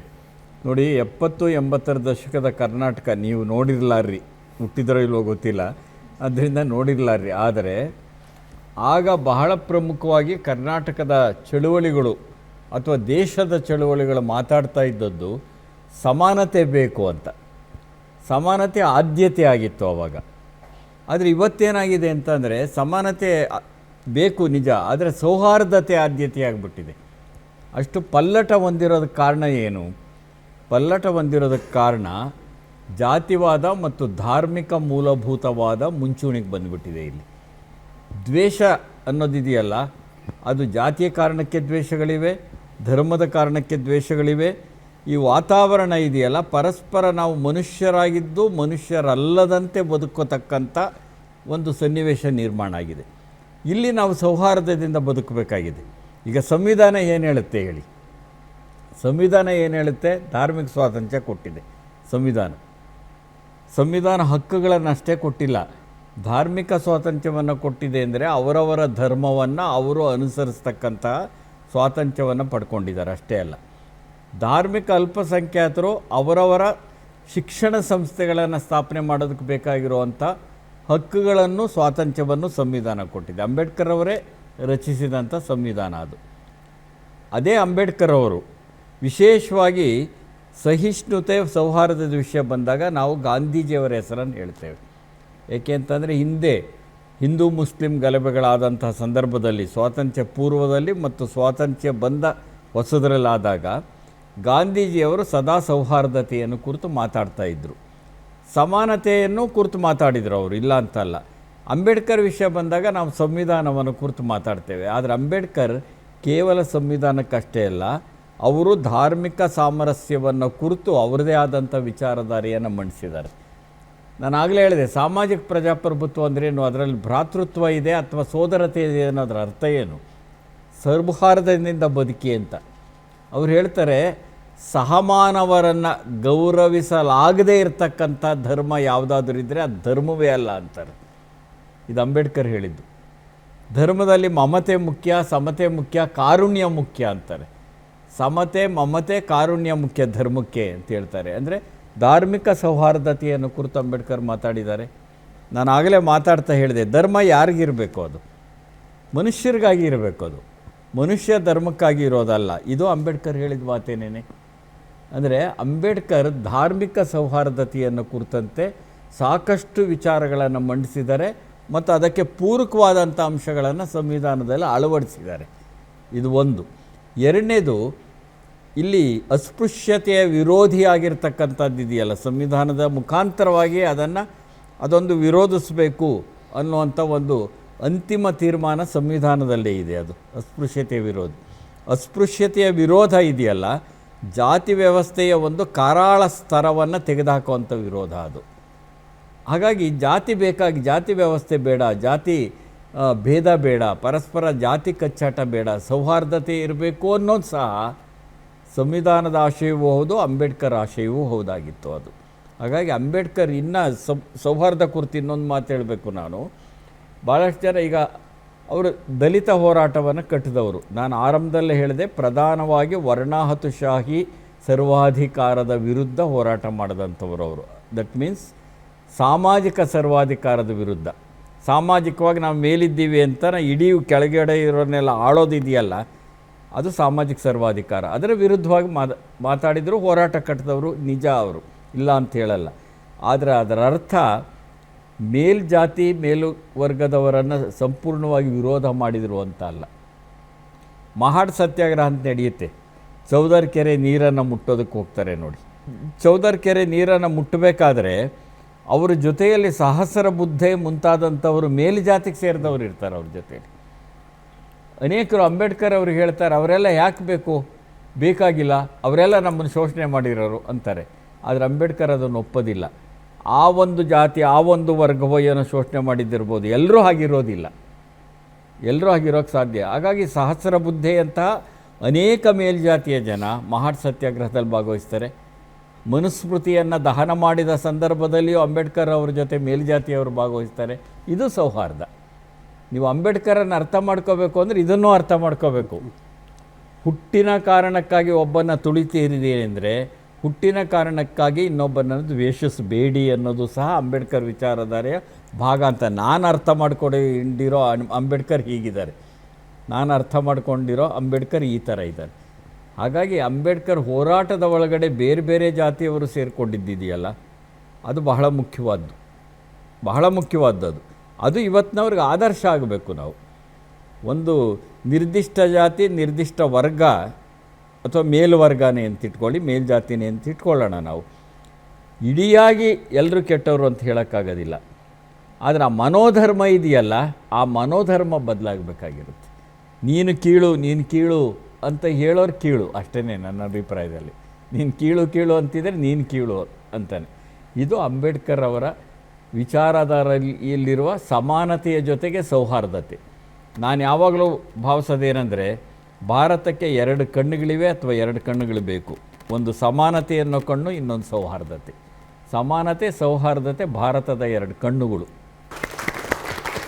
ಎಸ್, ಅದ್ಭುತ ವಿವರಣೆ. ಎಸ್, ನಿಮ್ಮ ಪ್ರಶ್ನೆ. ನನ್ನ ಹೆಸರು ಶ್ರೀನಿವಾಸ್ ಅಂತ. ಸಾಮಾಜಿಕವಾಗಿ ಮತ್ತು ಆರ್ಥಿಕವಾಗಿ ಸಮಾನತೆಯನ್ನು ಅಂಬೇಡ್ಕರ್ ಅವರ ತೋರಿದ ಮಾರ್ಗ ಯಾವುದು? ಸಾಮಾಜಿಕವಾಗಿ ಆರ್ಥಿಕವಾಗಿ ಸಮಾನತೆಯನ್ನು, ಸಾಮಾಜಿಕವಾಗಿ ಸಮಾನತೆಯನ್ನು ತರಬೇಕು ಅಂತಂದರೆ ಇಲ್ಲಿ ಜಾತಿ ವ್ಯವಸ್ಥೆ ನಾಶ ಆಗಬೇಕು, ಜಾತಿ ವಿನಾಶ ಆಗಬೇಕು ಅನ್ನೋದು ಬಹಳ ಮುಖ್ಯವಾದದ್ದು. ಅದನ್ನು ಅಂಬೇಡ್ಕರ್ ಅವರು ಮೊದಲಿಂದನೂ ಪ್ರತಿಪಾದಿಸ್ಕೊಂಡು ಬಂದಿದ್ದರು ಅವರು. ಇನ್ನು ಆರ್ಥಿಕ ಸಮಾನತೆ ಬರಬೇಕು ಅಂದರೆ ಆರ್ಥಿಕ ಅಸಮಾನತೆ ತಪ್ಪಬೇಕು. ಅಂದರೆ ಈ ದೇಶದ ಸಂಪತ್ತಿದೆಯಲ್ಲ, ಕೆಲವರಲ್ಲೇ ಕೇಂದ್ರೀಕೃತವಾಗಿರಬಾರ್ದು. ಸಂಪತ್ತಿನ ಹಂಚಿಕೆ ಅನ್ನೋದು ಬಹಳ ಮುಖ್ಯವಾದದ್ದು. ಅಂಬೇಡ್ಕರ್ ಒಂದು ಕಡೆ ಮುಲ್ಕ್ ರಾಜ್ ಆನಂದ್ ಅಂತ ನೀವು ಕೇಳಿದ್ದಿರ್ಬೋದು, ಬಹಳ ದೊಡ್ಡ ಲೇಖಕರು, ಇಂಗ್ಲೀಷ್ನಲ್ಲಿ ಬರೀತಾಯಿದ್ರು ಮುಲ್ಕ್ ರಾಜ್ ಆನಂದರು. ಅವ್ರ ಜೊತೆ ಮಾತಾಡ್ತಿರ್ಬೇಕಾದ್ರೆ ಅಂಬೇಡ್ಕರ್ ಅವರು ಒಂದು ಮಾತನ್ನು ಹೇಳ್ತಾರೆ, ಖಾಸಗಿ ಆಸ್ತಿ ಹಕ್ಕಿದೆಯಲ್ಲ ಅದನ್ನು ತೆಗೆದಾಕಬೇಕು ಅಂತ ಆಸೆ ಇತ್ತು, ಆದರೆ ಬಹಳಷ್ಟು ಜನ ಸಂವಿಧಾನದ ಸಭೆಯಲ್ಲಿ ಒಪ್ಪೋದಿಲ್ಲ ಅದನ್ನು. ಖಾಸಗಿ ಆಸ್ತಿಯ ಹಕ್ಕಿದ್ದಾಗ ಏನಾಗ್ತಿದೆ ಅಂತಂದರೆ, ಕೆಲವರಲ್ಲೇ ಆಸ್ತಿ ಕ್ರೋಢೀಕರಣಗೊಳ್ಳುತ್ತೆ, ಸಂಪತ್ತು ಕ್ರೋಢೀಕರಣಗೊಳ್ಳುತ್ತೆ. ಖಾಸಗಿ ಆಸ್ತಿಯ ಹಕ್ಕಿಗೆ ನಿಯಂತ್ರಣ ತರಬೇಕು ಅಂತ ಹೋದಾಗ ಇವರ ಜೊತೆಯಲ್ಲಿ ನಿಂತ ಏಕೈಕ ವ್ಯಕ್ತಿ ಅಂದರೆ ನೆಹರು ಅವರು. ಇದನ್ನು ಅಂಬೇಡ್ಕರ್ ಅವರೇ ಬರೆದಿದ್ದಾರೆ. ನೆಹರು ಅವ್ರ ಪರವಾಗಿರ್ತಾರೆ. ಆದರೆ ಹಾಗಾಗಲಿಲ್ಲ ಅದು. ಹಾಗಾಗಿ ಏನಾಗ್ತಿದೆ, ಇವಾಗ ಆರ್ಥಿಕ ಸಮಾನತೆ ಬರಬೇಕು ಅಂತಂದರೆ ಆರ್ಥಿಕ ಅಸಮಾನತೆಯನ್ನು ತಪ್ಪಿಸಬೇಕು. ಕೇವಲ ಕೆಲವರಲ್ಲಿಯೇ ಸಂಪತ್ತು ಕ್ರೋಢೀಕರಣ ಆಗುವಂಥ ಒಂದು ಪದ್ಧತಿ ಇರುತ್ತಲ್ಲ, ಅದನ್ನು ಬದಲಾಯಿಸಬೇಕು. ಅಂದರೆ ವರ್ಗ ಸಮಾನತೆ ಬರಬೇಕು. ವರ್ಗ ಸಮಾನತೆ, ನಮ್ಮಲ್ಲಿ ವರ್ಗ ಸಮಾಜನೂ ಇದೆಯಲ್ಲ, ವರ್ಗ ಸಮಾಜ ಇವತ್ತು ಮೇಲುಗೈ ಪಡೀತಾ ಇದೆ, ಅಂಥದ್ದೊಂದು ಸಮಾನತೆ ಬರಬೇಕಾಗಿರುತ್ತೆ. ಆದರೆ ಖಾಸಗೀಕರಣ ಬಂದಾಗ ಅದೆಲ್ಲ ಒಂದು ಕಡೆ ಕನಸ ಅಂತ ಅನ್ಸೋಕ್ಕೆ ಶುರುವಾಗಿರೋದು ಉಂಟು. ಅವತ್ತು ಅಂಬೇಡ್ಕರ್ ಅವರು ಖಾಸಗೀಕರಣವನ್ನು ವಿರೋಧ ಮಾಡ್ತಾರೆ. ಯಾಕೆ ವಿರೋಧ ಮಾಡಿದರು ಅಂಬೇಡ್ಕರ್ ವಿಚಾರಧಾರೆ ಪ್ರಕಾರ ಖಾಸಗೀಕರಣ ಅನ್ನೋದು ಸ್ವಾರ್ಥ ಕೇಂದ್ರಿತವಾದದ್ದು. ನಾನು ಚೆನ್ನಾಗಿದ್ದರೆ ಸಾಕು ಅಂತ. ನೋಡಿ ಇವತ್ತು ಎಷ್ಟು ಬದಲಾಗಿದೆ ಅಂತಂದರೆ, ಹೆಚ್ಚು ಜನ ಬೇರೆಯವ್ರನ್ನ ಕುರಿತು ಯೋಚನೆ ಮಾಡೋ ಬದಲು ನಾನು ಚೆನ್ನಾಗಿದ್ದರೆ ಸಾಕು ಅಂತ ಯೋಚಿಸ್ತಾರೆ. ಒಂದು ಸಾಮುದಾಯಿಕ ಸುಖವನ್ನು ಕುರಿತು ಯೋಚನೆ ಮಾಡ್ತಿಲ್ಲ, ಸ್ವಂತ ಸುಖವನ್ನು ಕುರಿತು ಯೋಚನೆ ಮಾಡೋ ಮನೋಧರ್ಮ ಬೆಳೆದಿದ್ದು ಯಾವುದರಿಂದ? ಖಾಸಗೀಕರಣ, ಆರ್ಥಿಕ ಖಾಸಗೀಕರಣ ಅನ್ನೋದು ಮೇಲ್ಗೈ ಪಡೆದದ್ರಿಂದ. ಮತ್ತು ಆರ್ಥಿಕ ಸಮಾನತೆ ಬರಬೇಕು ಅಂತ ಅಂದರೆ ಸಂಪತ್ತಿನ ವಿಕೇಂದ್ರೀಕರಣ ಆಗಬೇಕು ಈ ದೇಶದೊಳಗಡೆ. ಎಸ್ ಸರ್, ಖಂಡಿತ. ಇನ್ಯಾರಾದರೂ ಸರ್ ಮತ್ತೊಂದು ಪ್ರಶ್ನೆ ಸರ್, ಇನ್ನೊಂದು ಪ್ರಶ್ನೆ ಇದೆ. ಹಾಂ, ಕೇಳಿ ಸರ್. ಇತ್ತೀಚಿನ ದಿನಗಳಲ್ಲಿ ಎಲ್ಲ ಕ್ಷೇತ್ರಗಳಲ್ಲೂ SC/ST ಅವ್ರದ್ದೇ ಮೇಲ್ಗೈ ಆಗಿದೆ. ಕೆಲವರಿಗೆ ಅವಕಾಶಗಳು ಸಿಗ್ತಿಲ್ಲ, ಇಲ್ಲಿ ಅಸಮಾನತೆ ಉಂಟಾಗ್ತಿದೆ ಅಂತ ಒಂದು ಮಾತಿದೆ. ಇದಕ್ಕೇನು ಹೇಳ್ತೀರಾ ಸರ್, ನಿಮ್ಮ ಅಭಿಪ್ರಾಯ? ಅದು ಒಂದು ಮಾತು. ಒಂದು ಮಾತು. ಇಲ್ಲ ಅದೇ ಒಂದು ಮಾತು. ಅದು ಅನೇಕರ ಮಾತಲ್ಲ. ಬಹಳ ತಪ್ಪು ಕಲ್ಪನೆ. ಅಂದರೆ ಮೀಸಲಾತಿ ಇರೋದರಿಂದ ಬೇರೆಯವರಿಗೆಲ್ಲ ಅವಕಾಶಗಳು ತಪ್ಪೋಗುತ್ತವೆ ಅಂತ ನಿಮ್ಮ ಒಟ್ಟು ಸಾರಾಂಶ. ಆ ಥರದ್ದೊಂದು ಮಾತಿದೆ ಅಂತ ತಾನೇ ಹೇಳೋದು. ಇದು ಒಂದು ಪ್ರಶ್ನೆ ಬರುತ್ತೆ, ಮೀಸಲಾತಿ ಯಾಕೆ ಬರುತ್ತೆ ಅಂತ ಅಂದರೆ ಸಾಮಾಜಿಕ ಕಾರಣಗಳಿಗಾಗಿ, ಆರ್ಥಿಕ ಕಾರಣಗಳಿಗಾಗಿ ಅನೇಕರಿಗೆ ಶಿಕ್ಷಣವೇ ಸಿಕ್ಕಿರೋದಿಲ್ಲ. ಶಿಕ್ಷಣ ಪಡೆದವರು ಯಾರು ಈ ದೇಶದೊಳಗೆ? ಮೊದಲು ಯೋಚನೆ ಮಾಡಿ ನೀವು. ದಲಿತರಿಗೆ ಶಿಕ್ಷಣ ಸಿಗ್ತಾ? ಮಹಿಳೆಯರಿಗೆ ಶಿಕ್ಷಣ ಸಿಗ್ತಾ? ಮಹಿಳೆಯರಿಗೆ ಮೊಟ್ಟ ಮೊದಲು ಶಿಕ್ಷಣ ಕೊಡಬೇಕು ಅಂತ ಪ್ರಯತ್ನ ಮಾಡಿದ್ದು ಯಾರು? ಸಾವಿತ್ರಿಬಾಯಿ ಫುಲೆ. ಸಾವಿತ್ರಿಬಾಯಿ ಫುಲೆ ಜೊತೆಗೆ ಯೋಚನೆ ಮಾಡಬೇಕಾಗಿರೋದು ಮತ್ತು ಜ್ಞಾಪಿಸ್ಕೊಳ್ಬೇಕಾಗಿರೋ ಇನ್ನೊಂದು ಹೆಸರು ಯಾವುದು ಗೊತ್ತಾ? ಫಾತಿಮಾ ಶೇಖ್. ನೋಡಿ, ಇಬ್ಬರು ಸೇರಿಕೊಂಡು ಹೆಣ್ಮಕ್ಕಳಿಗೆ ಶಿಕ್ಷಣ ಕಲಿಸೋದಕ್ಕೆ ಶುರು ಮಾಡಿದ್ರಲ್ಲ, ಇದು ಸೌಹಾರ್ದತೆಯ ಸಂಕೇತನೂ ಹೌದು, ಸಮಾನತೆ ಸಂಕೇತನೂ ಹೌದು. ನೀವು ಶಿಕ್ಷಣ ಕೊಟ್ಟಿರೋದಿಲ್ಲ ಅವ್ರಿಗೆ, ಅವ್ರನ್ನ ಮುಟ್ಟೋದಿಲ್ಲ, ಒಳಗೆ ಸೇರಿಸ್ಕೊಳ್ಳೋದಿಲ್ಲ, ದೇವಸ್ಥಾನದೊಳಗಡೆ ಬಿಟ್ಕೊಳ್ಳೋದಿಲ್ಲ, ಒಟ್ಟು ಸಮಾಜದೊಳಗಡೆ ತೊಡಗಿಸ್ಕೊಳ್ಳೋದಕ್ಕೆ ಬಿಟ್ಕೊಂಡಿರೋದಿಲ್ಲ, ಕೇವಲ ದುಡಿಸ್ಕೊಳ್ತಾ ಇರ್ತೀರಿ ಅವರನ್ನು. ಅಂಥವ್ರಿಗೆ ಶಿಕ್ಷಣ ಸಿಕ್ಕದೇ ಇದ್ದಾಗ, ಉದ್ಯೋಗ ಸಿಕ್ಕದೇ ಇದ್ದಾಗ ಅವ್ರು ಎಷ್ಟು ತಿಂದಿರ್ತಾರೆ ನೋಡಿ. ಅವ್ರು ಮಾಡೋ ಕೆಲಸಗಳನ್ನೆಲ್ಲ ಬೇರೆಯವ್ರು ಮಾಡ್ತಿರ್ತಾರೆ? ಮಾಡೋಕ್ಕಾಗೋದಿಲ್ಲ. ಅಥವಾ ಮಾಡೋಕ್ಕಾಗೋದಿಲ್ಲ ಅಂತಲ್ಲ, ಮಾಡೋಕ್ಕಾಗತ್ತೆ, ಮಾಡ್ತಿರೋದಿಲ್ಲ ಈ ಜಾತಿ ವಿಭಜನೆಯ ಕಾರಣಕ್ಕಾಗಿ. ಆದ್ದರಿಂದ ಅವ್ರು ಹಿಂದಿರ್ತಾರಲ್ಲ, ಅವ್ರನ್ನೊಂದು ಸ್ವಲ್ಪ ಮುಂದಕ್ಕೆ ತರಬೇಕು ಅಂತ ಅಂದರೆ ಅವ್ರಿಗೆ ಒಂದು ಮೀಸಲಾತಿಯನ್ನು ಕೊಡಬೇಕಾಗಿರುತ್ತೆ. ಮೀಸಲಾತಿ ಎಷ್ಟು ಜನಕ್ಕೆ ಬರುತ್ತಪ್ಪ? ಸುಪ್ರೀಂ ಕೋರ್ಟ್ ತೀರ್ಪು ಪ್ರಕಾರ ಒಂದು ಉದ್ಯೋಗಗಳಲ್ಲೆಲ್ಲ ಮೀಸಲಾತಿ ಅಂತಾರೆ 50%. ಇನ್ನು 50% ಜನರ ಮೀಸಲಾತಿ ಇದೆಯಲ್ಲ, ಅದು ಮೀಸಲಾತಿ ಅಲ್ವಾ? ಅದನ್ನು ಮೀಸಲಾತಿ ಅಂತ ಯಾರೂ ಕರೆಯೋದಿಲ್ವೇ ಅಲ್ವಾ? ಅದು ಎಲ್ರಿಗೂ ಸೇರಿದ್ದಲ್ವಾ? ಇಲ್ಲೂ ಸಹ ಮೀಸಲಾತಿ ಅಂದರೆ ಅನರ್ಹರನ್ನೇನು ಆಯ್ಕೆ ಮಾಡೋದಿಲ್ಲ. ಆ ಜಾತಿಗಳಲ್ಲೇ ಅಥವಾ ಆ ವರ್ಗಗಳಲ್ಲಿಯೇ ಯಾರು ಚೆನ್ನಾಗಿರ್ತಾರೆ, ಯಾರು ಅರ್ಹರಾಗಿರ್ತಾರೆ ಅವರು ಆಯ್ಕೆ ಆಗ್ತಾ ಇರುತ್ತೆ. ಅದರಿಂದ ಯಾರೋ ಅನರ್ಹರನ್ನು ತರ್ತಾರೆ. ಈ ಮಾತುಗಳೆಲ್ಲ ಇವೆ, 35%ನರೆಲ್ಲ ಬಂದುಬಿಡ್ತಾರಪ್ಪ, ನಾವು 80% ತೆಗೆದು ಏನೋ ಆಗಿಬಿಟ್ಟಿದ್ದೀವಿ ಅಂತ. 80% ತೆಗೆದಿರೋರ್ಗು ಇಲ್ಲಿ ಉದ್ಯೋಗಗಳಿವೆ, 50%. 35 ತೆಗೆದ ಕೂಡಲೇ ಉದ್ಯೋಗ ಸಿಗುತ್ತೆ ಅನ್ನೋ ಸನ್ನಿವೇಶ ಈಗ ಇಲ್ಲ. ಏಕೆಂದರೆ ಬದಲಾದ ಸಂದರ್ಭದ ಒಳಗಡೆ ಯಾರ್ಯಾರು ದಮನಿತರಿದ್ದರೋ, ಯಾರ್ಯಾರಿಗೆ ಶಿಕ್ಷಣವೇ ಸಿಕ್ಕಿರಲಿಲ್ವೋ ಅಂಥವರೆಲ್ಲ ಇವತ್ತು ಶಿಕ್ಷಣಕ್ಕೆ ಬರೋಕ್ಕೆ ಸಾಧ್ಯ ಆಗಿದೆ. ಈ ಮಹಿಳೆಯರೇ ಹೇಳಲಿ, ಮೊದಲೆಲ್ಲ ಇಷ್ಟು ಜನ ಬಂದು ಕೂತ್ಕೊಳ್ಳೋಕೆ ಸಾಧ್ಯನೇ ಇರಲಿಲ್ವಲ್ರಿ. ಹೊಸಲು ದಾಟಿದ ಹೆಣ್ಣು ಅಂತಲೇ ಚೀಮಾರಿ ಹಾಕ್ಬಿಡ್ತಿದ್ರು. ಹೊಸಲೇ ದಾಟಬಾರ್ದು ಹೆಣ್ಮಕ್ಳು, ಒಳಗಡೆನೇ ಇರಬೇಕು ಅಂತ. ಆದರೆ ತಳವರ್ಗದ ಹೆಣ್ಣುಮಕ್ಕಳು ಮಾತ್ರ ಬಂದು ಕೂಲಿ ಮಾಡ್ತಾಯಿದ್ರು ಹೊಲಗಳಲ್ಲೆಲ್ಲ.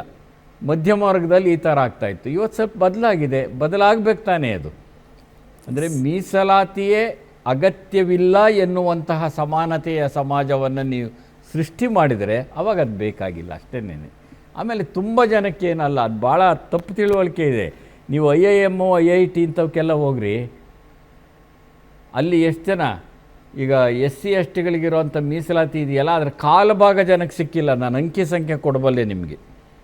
ಬಹಳ ಉನ್ನತ ಶಿಕ್ಷಣ ಸಂಸ್ಥೆಗಳು ಅಂತ ಏನು ಈ ಭಾರತದಲ್ಲಿ ಕರೀಲಾಗ್ತಿದೆ, ಅಲ್ಲಿ ಕೆಲವು ವಿಭಾಗಗಳಲ್ಲಿ SC ಪರಿಶಿಷ್ಟ ಜಾತಿಯವರಿಗೆ 1% ಅಷ್ಟೇ ಮೀಸಲಾತಿ. ಅಷ್ಟು ಜನ ಬಂದಿದ್ದಾರೆ. ಎಲ್ಲೋ ಒಂದು 3% ಜನ ಹಿಂದುಳಿದ ವರ್ಗದವರು ಬಂದಿದ್ದಾರೆ.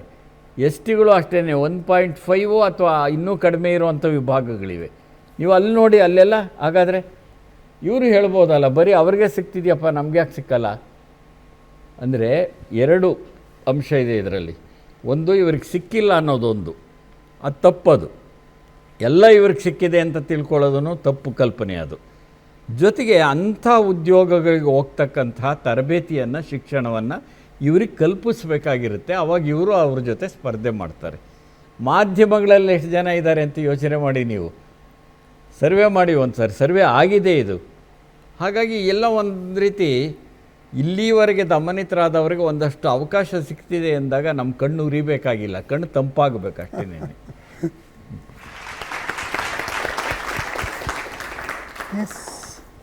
ಸರ್, ಸಮಾಜದಲ್ಲಿ ಕೆಲವು ಕಡೆ ಜಾತಿ ತಾರತಮ್ಯ ತುಂಬ ಇದೆ ಸರ್.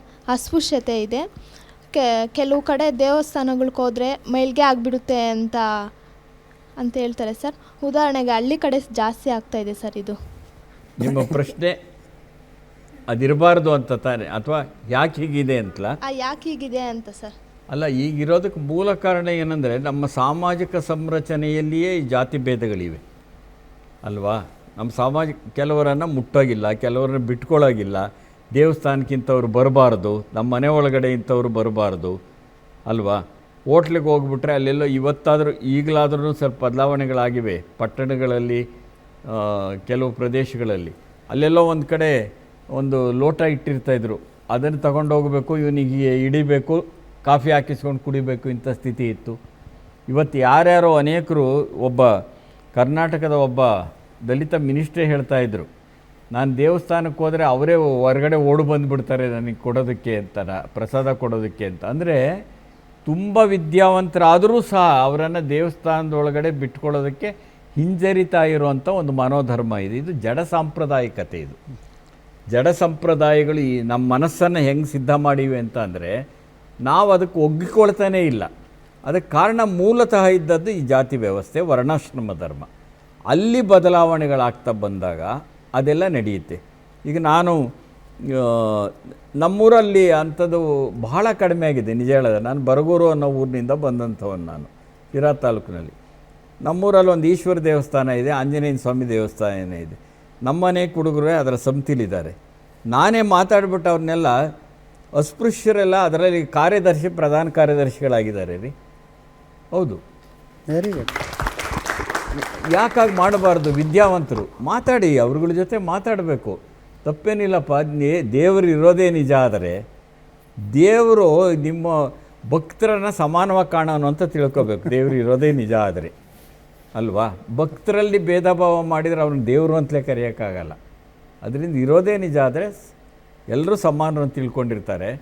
ಆದ್ದರಿಂದ ನೀವುಗಳಿದ್ದೀರಲ್ಲ, ನೀವುಗಳು ಇವಾಗ ಆ ಥರ ಮಾಡೋದು ತಪ್ಪು ಅಂಥ ಪ್ರಯೋಗಗಳು ನಡೀತಾ ಇವೆ. ಈಗ ಕೋಲಾರ ಜಿಲ್ಲೆಯಲ್ಲಿ ಅಂಥದ್ದೊಂದು ಪ್ರಯೋಗ ನಡೀತಾ ಇದೆ, ನೀವು ಗಮನಿಸಿದ್ದೀರಿ ಅಂತ ಅನಿಸುತ್ತೆ. ಅಂದರೆ ಸಹಭೋಜನ ವ್ಯವಸ್ಥೆಯನ್ನು ಮಾಡ್ತಿದ್ದಾರೆ. ನಮ್ಮ ಸ್ನೇಹಿತರೇ ಅಲ್ಲಿದ್ದಾರೆ ಕೆಲವರು. ಸಹಭೋಜನ ವ್ಯವಸ್ಥೆ. ಈಗ ಒಂದು ದಲಿತ ಸಮೂಹನೇ ಒಂದು ಮನೆಗೆ ಕರ್ಕೊಂಡು ಹೋಗ್ಬಿಡೋದು. ಅವ್ರ ಮನೆಯವ್ರಿಗೆ ಮೊದಲೇ ಮನವರಿಕೆ ಮಾಡಿಕೊಟ್ಟು ಪರಿವರ್ತನೆ ಮಾಡಿ ಅವ್ರ ಮನೆಗೆ ಒಳಗಡೆ ಹೋಗಿ ಎಲ್ಲರೂ ಒಟ್ಟಿಗೆ ಕೂತ್ಕೊಂಡು ಊಟ ಮಾಡ್ತಾರೆ. ಸೊ ಈ ಥರ ಕಾರ್ಯಕ್ರಮಗಳೆಲ್ಲ ಮಾಡ್ತಾ ಹೋಗಬೇಕು. ಅದು ಈ ವಿಚಿತ್ರ ಏನು ಅಂತ ಅಂದರೆ, ತುಂಬ ವಿಷಾದದ ನೋವಿನ ಸಂಗತಿ ಏನಂದರೆ, ವಿದ್ಯಾವಂತರು ಆಗ್ತಾನೇ ಜಾತಿನೂ ಜಾಸ್ತಿ ಆಗ್ತಿದೆಯಲ್ಲ ಅನ್ನೋದೇ ವಿಪರ್ಯಾಸ. ಹಾಗಾಗಿ ಅದನ್ನು ಪರಿವರ್ತನೆ ಮಾಡುವ ಕ್ರಮ ಇದೆಯಲ್ಲ, ಅದನ್ನು ನಾವು ಯೋಚಿಸಬೇಕಾಗಿರುತ್ತೆ. ಅಂಥವು ಅನೇಕ ಮಾದರಿಗಳಿವೆ. ಅದು ಖಂಡಿತ ತಪ್ಪು, ಅಮಾನವೀಯವಾದದ್ದು ಅದು ಆ ಥರ ಆಚರಣೆ ಮಾಡೋದು. ಎಸ್ ಗುರುಗಳೇ, ನನಗೆ ವೈಚಾರಿಕ ವೈಜ್ಞಾನಿಕ ಮನೋಭೂಮಿಕೆ ಮೇಲೆ ನೀವು ಬರೆದದ್ದು, ಮಾತಾಡಿದ್ದು, ಓಡಾಡಿದ್ದು, ಚಳವಳಿ ಮಾಡಿದ್ದು ಎಲ್ಲ ನೋಡೋ ಭಾಗ್ಯ, ಅದನ್ನು ಕರಗತ ಮಾಡ್ಕೊಳ್ಳೋ ಭಾಗ್ಯ ನಮಗೆ ಸಿಕ್ಕಿದ್ದು ನಮ್ಮ ಪುಣ್ಯ. ಶಾಲೆಗೆ ಹೋಗೋ ಭಾಗ್ಯ ಸಿಕ್ಕಿದ್ದು ಬಾಬಾ ಸಾಹೇಬರ ಕಾರಣದಿಂದ. ಇವತ್ತಿನ ಕಾರ್ಯಕ್ರಮಕ್ಕೆ ಸೀಮಿತ ಮಾಡ್ಕೊಂಡು ಹೇಳೋದೇ ಆದರೆ, ಒಟ್ಟು ಇವತ್ತಿನ ವ್ಯವಸ್ಥೆಯನ್ನು ತುಂಬ ವಿಮರ್ಶಾತ್ಮಕವಾಗಿ ನೋಡುವಂಥ ತಾವು, ಮಾಧ್ಯಮಗಳನ್ನು ಕೂಡ ವಿಮರ್ಶಾತ್ಮಕವಾಗಿ ನೋಡುವಂಥ ತಾವು, ಇವತ್ತಿನ ಈ ಕಾರ್ಯಕ್ರಮದ ಬಗ್ಗೆ ನಿಮ್ಮ ವಿಮರ್ಶಾತ್ಮಕ ನುಡಿಗಳೇನು ಅಂತ? ಇಲ್ಲಿ ವಿಮರ್ಶೆ ಅಂತ ಅಂದರೆ ಕೇವಲ ಟೀಕೆ ಅಂತ ಭಾವಿಸ್ಕೋಬಾರದು. ಸಾಮಾನ್ಯವಾಗಿ ವಿಮರ್ಶೆ ಮಾಡ್ತಿದ್ದಾರೆ ಅಂತ ಇದ್ರೆ ವಿಶ್ಲೇಷಣೆ, ಅದೊಂದು ಅದರ ಸರಿ ತಪ್ಪುಗಳನ್ನು ಹೇಳುವ ಒಂದು ವಿಧಾನ ಅಷ್ಟೇ ವಿಮರ್ಶೆ. ಈಗೇನಾಗ್ಬಿಟ್ಟಿದೆ ಅಂದರೆ, ವಿಮರ್ಶೆ ಅಂತಂದರೆ ಟೀಕೆ ಅಂತ ಆಗಿದ್ದಾರೆ, ಟೀಕೆ ಅಂದರೆ ಬೈಗಳು ಅಂತ ಆಗಿಬಿಟ್ಟಿದೆ. ಎಲ್ಲ ತಪ್ಪರ್ಥಗಳು ಬಂದುಬಿಟ್ಟಿವೆ. ಇದೊಂದು ಕಾರ್ಯಕ್ರಮ, ಭಾಳ ಮುಖ್ಯವಾದ ಕಾರ್ಯಕ್ರಮ ಅಂತ ನಾನು ಭಾವಿಸ್ಕೊಂಡಿದ್ದೇನೆ. ದೂರದರ್ಶನ, ಮನಮೋಹನ್ ಸಿಂಗ್ ಬೆಂಗಳೂರು ನಗರ ವಿಶ್ವವಿದ್ಯಾಲಯದ ಸಹಯೋಗದ ಜೊತೆಯಲ್ಲಿ ನಡೆಸ್ತಿರೋ ಈ ಕಾರ್ಯಕ್ರಮದ ಒಳಗಡೆ ಹೆಚ್ಚು ಜನ ವಿದ್ಯಾರ್ಥಿಗಳು ನೀವು ಸೇರಿಕೊಂಡಿದ್ದೀರಿ. ನಿಮ್ಮ ಮನಸ್ಸಿನಲ್ಲಿರೋ ಪ್ರಶ್ನೆಗಳನ್ನು ಕೇಳ್ತೀರಿ. ಅಂದರೆ ನೀವು ಹೊರಗಡೆ ಬರ್ತಿದೆ, ನಿಮ್ಮ ಒಳಗಡೆ ಏನೇನಿದೆ ಅಂತ. ನಿಮ್ಮ ಒಳಗಡೆ ಇರೋದು ಹೊರಗಡೆ ಬರ್ತಿದೆ ಅಂದರೆ ನಿಮ್ಮೊಬ್ಬರಲ್ಲಿರೋದಲ್ಲ, ಅದು ಈ ಸಮಾಜದಲ್ಲಿರೋದು ಅಲ್ವಾ. ಸಮಾಜದಲ್ಲಿರೋದನ್ನೇ ನೀವು ಕೇಳ್ತಾ ಇದ್ದೀರಿ, ಹೀಗಿದೆಯಲ್ಲ, ಇದಕ್ಕೇನು ಪರಿಹಾರ ಅಂತ. ಆಮೇಲೆ ಹೀಗೆ ಪ್ರಶ್ನೆಗಳಿಗೆ ನನ್ನಂಥವ್ರು ಬಂದಿಲ್ಲಿ ಕೂತು ಅಂಬೇಡ್ಕರ್ ಬಗ್ಗೆ ಮಾತಾಡ್ತಾ, ನಿಮಗೆ ಉತ್ತರ ಅನ್ನೋದಕ್ಕಿಂತ ಹೆಚ್ಚಾಗಿ ಸಂವಾದಿಸ್ತಾ, ಅಥವಾ ನಿಮಗೆ ಮನವರಿಕೆ ಮಾಡಿಕೊಡ್ತಾ ಇರುವಾಗ ನಾವು ಇನ್ನಷ್ಟು ಗಟ್ಟಿಯಾಗ್ತೇವೆ. ಅದು ಭಾಳ ಮುಖ್ಯ. ನಾನು ಅನೇಕ ಸಂದರ್ಭಗಳಲ್ಲಿ ಹೇಳ್ತೇನೆ, ಯಾರು ಒಳ್ಳೆ ಅಧ್ಯಾಪಕ, ಒಳ್ಳೆ ಮೇಷ್ಟ್ರು ಯಾರು ಅಂತಂದರೆ ಕಲಿಸುತ್ತಲೇ ಕಲಿಯುವವನು ಒಳ್ಳೆ ಮೇಷ್ಟ್ರು. ನಿಮಗೆ ಕಲಿಸ್ತಾ ನಾವು ಕಲಿತಾ ಇರಬೇಕು. ಆ ಥರದ ಒಂದು ಸಂವಾದ ಅಂದರೆ ಹಾಗೇನೇನೆ. ನಾನೇನೋ ಹೇಳ್ತೀನಿ, ನಿಮಗೇನೋ ಒಂದು ಅನುಮಾನ ಇರುತ್ತೆ, ಪರಸ್ಪರ ಮಾತಾಡ್ತೀವಿ.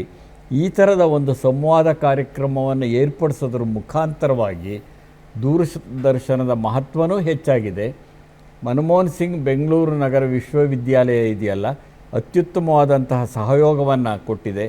ಇದು ಆಗಬೇಕಾಗಿರೋ ಕೆಲಸ. ಮತ್ತು ಯುವಕರ ಜೊತೆ ಯುವತಿಯರ ಜೊತೆ ಇಂಥದ್ದೊಂದು ಅರ್ಥಪೂರ್ಣವಾದಂಥ ಸಂವಾದ ನಡೀತಿರಬೇಕು. ಹಾಗಾಗಿ ಎರಡೂ ಸಂಸ್ಥೆಗಳನ್ನು ನಾನು ಅಭಿನಂದಿಸೋದಕ್ಕೆ ಇಷ್ಟಪಡ್ತೇನೆ.